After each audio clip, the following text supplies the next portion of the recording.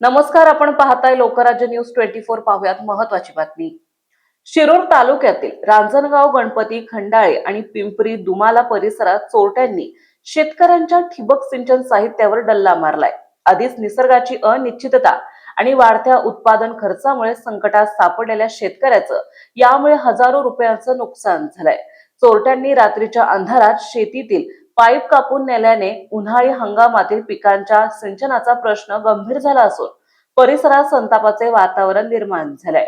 मिळालेल्या माहितीनुसार अजित खेडकर, गहिनीनाथ नरवडे, भानुदास खेडकर, संकेत नरवडे, कैलास नरवडे आणि भाऊसाहेब नरवडे या शेतकऱ्यांच्या शेतातील ठिबक सिंचन कापून नंपास करण्यात आलाय।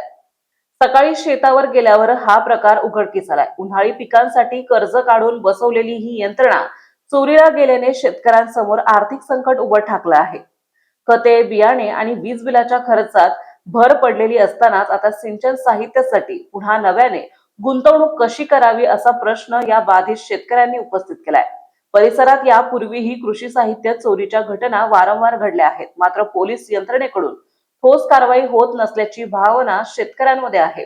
चोरट्यांनी शेती साहित्याला लक्ष्य केल्याने रात्रीच्या वेळी शेतात राखण करायची की घरी झोपायचंय असा उद्विग्न सवाल ग्रामस्थांनी उपस्थित केलाय। महाराष्ट्रातील महत्त्वाच्या आणि ताज्या बातम्या पाहण्यासाठी आजच आमच्या लोकराज्य न्यूज 24 न्यूज चॅनलला YouTube वर सबस्क्राईब करा आणि बेल आयकॉन प्रेस करा।